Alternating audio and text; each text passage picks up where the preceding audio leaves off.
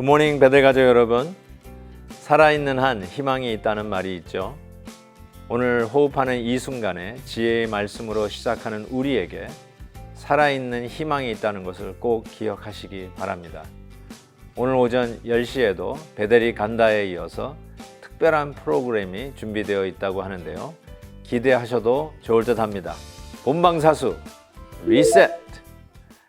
오늘 함께 부를 찬송은 새 찬송가에만 있는 206장 주님의 귀한 말씀은 입니다. 다 함께 1절을 찬송하겠습니다.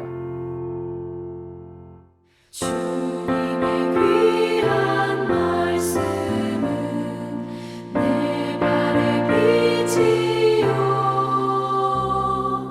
목마른 사막 길에서 샘물과 같도다. 아멘. 오늘 말씀은 잠언 17장 15절에서 28절까지의 말씀입니다. 악인을 의롭다 하고 의인을 악하다 하는 이 두 사람은 다 여호와께 미움을 받느니라. 미련한 자는 무지하거늘 손의 값을 가지고 지혜를 사려 함은 어찌민고. 친구는 사랑이 끊어지지 아니하고 형제는 위급할 때에 위하여 낳느니라. 지혜 없는 자는 남의 손을 잡고 그의 이웃에게 보증이 되느니라. 다툼을 좋아하는 자는 죄가를 좋아하는 자요 자기 문을 높이는 자는 파괴를 구하는 자니라. 마음이 굽은 자는 복을 얻지 못하고 혀가 패역한 자는 재앙에 빠지느니라. 미련한 자를 낳는 자는 근심을 당하나니 미련한 자의 아비는 낙이 없느니라. 마음의 즐거움은 양약이라도 심령의 근심은 뼈를 마르게 하느니라. 악인은 사람의 품에서 뇌물을 받고 재판을 굳게 하느니라. 지혜는 명철한 자 앞에 있거늘 미련한 자는 눈을 땅 끝에 두느니라. 미련한 아들은 그 아비의 근심이 되고 그 어미의 고통이 되느니라. 의인을 벌하는 것과 귀인을 정직하다고 때리는 것은 선하지 못하니라. 말을 아끼는 자는 지식이 있고 성품이 냉철한 자는 명철하니라.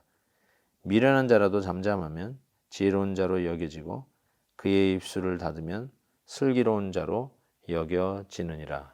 아멘. 오늘 본문 15절 말씀에 악인을 의롭다 하고 의인을 악하다 하는 이 두 사람은 다 여호와께 미움을 받느니라. 우리는 하나님은 사랑이시니라 이 말씀을 우리가 철두철미하게 믿고 기억하고 있죠. 그런데 오늘 이 잠언 말씀에 그 사랑의 하나님이 미워하시는 이야기를 하고 있습니다. 하나님이 누구를 미워하는가? 악인을 의롭다 하고 의인을 악하다 하는 자를 여호와 하나님께서 미워하신다 이렇게 말씀하고 있습니다. 즉 진리를 악하다 하고 악을 진리라고 이야기하는 것, 하나님께서 옳다 하는 것을 그것이 틀렸다고 얘기하고 하나님께서 죄라고 명명한 것을 그것은 선한 것이라고 이야기하는 것. 저는 이 말씀을 생각할 때 요즘 성 정체성을 혼란케 하는 미국의 이 공립학교의 교육이 떠오릅니다.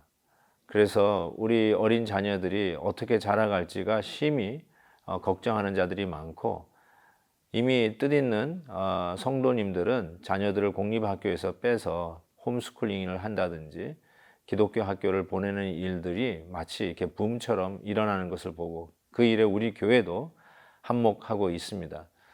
정말로 하나님께서 옳다 하는 것을 이 세상은 이제 더 이상 그것이 통하지 않는다고 이야기를 하지 않나, 진리를 쫓아가는 사람들에게 답답하다고 하지를 않나, 그리고 오히려 하나님 앞에서 분명하게 말씀받기를 이것은 죄다라고 하는 것을 합리화하여서 오히려 그것을 인간적인 법을 통과시켜서 법률화하여서 하나님 뜻대로 사는 자들에게 오히려 역으로 차별이 오는 이러한 부작용들이 일어나는 것을 예상하면서 정말로 우리의 말씀대로 살아가는 것이 참 중요하다라는 생각을 합니다.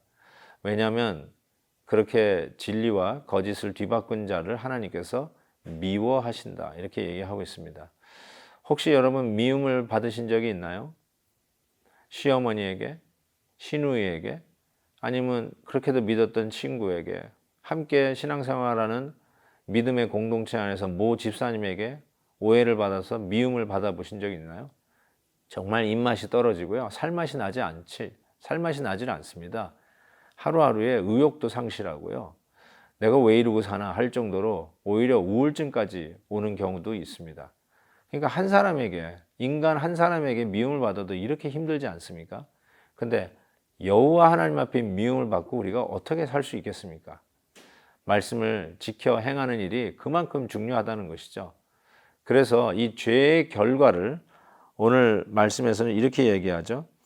22절 보면은 심령의 근심은 뼈를 마르게 한다. 심령의 근심이 왜 생깁니까? 죄 때문에 생기는 거 아닙니까? 하나님께서 죄라라고 했는데 그것이 죄가 아니다 라면서 그 죄를 탐닉하고 죄를 버젓이 짓고 있을 때 실은 그 심령에 근심이 되어서 뼈를 마르게 하는 일들, 결국 죄가 아니라 하면서 죄를 버젓이 지으면 거기에 마땅한 죄의 결과, 이 뼈가 마르는 이런 결과가 나타난다는 것을 이야기합니다.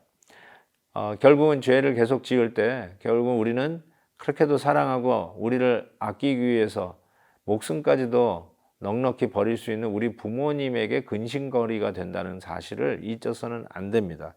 그래서 21절에 이렇게 얘기하잖아요. 미련한 자의 아비는 낙이 없느니라. 어떻게 우리를 사랑하는 아비에게 기쁨을 주지는 못할 만저 낙이 없게 만들 수 있습니까? 그냥 부모님 보면 한숨만 쉬는 거예요.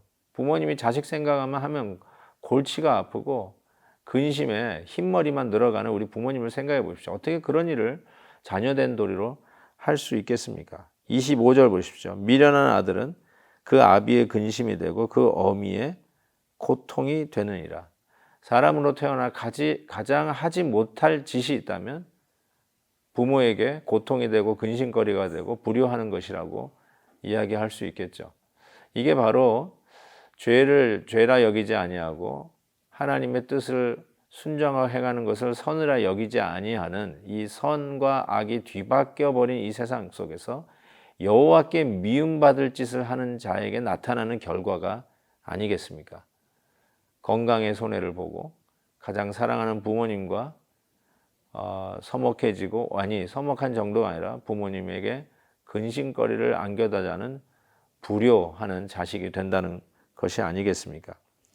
오늘 말씀 속에서 다시 한번 주님이 우리에게 주시는 은혜가 얼마나 소중한 것인지를 깨닫게 됩니다. 사랑하는 성도 여러분, 여호와께 미움받는 일은 결단코 하지 마십시다.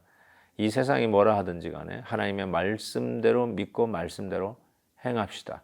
그것이 바로 우리 부모에게 기쁨이 되고 양약이 되고 면류관이 되고 그리고 우리의 가정에 하나님이 주신 평화가 깃드는 지름길임을 믿습니다. 기도하겠습니다. 사랑의 하나님 아버지, 오늘도 말씀을 통해서 다시 한번 여호와의 미움을 받는 것이 얼마나 큰 비극을 우리의 삶 속에 초래하는지를 깨닫게 해주셔서 감사합니다. 하나님의 말씀이 그렇다 하면 아멘하게 하시고 하지 말라 그러면 순종하는 저희들 되게 하여 주옵소서. 오늘도 말씀으로 승리하는 저희들 되게 하시고 말씀에 순종할 때 우리의 뼈를 마르는 근심이 아니라 오히려 우리를 강건하게 세우는 양약이 되는 말씀으로 찾아와 주시옵소서. 예수 그리스도의 이름으로 기도하옵나이다. 아멘. 내일 뵙겠습니다.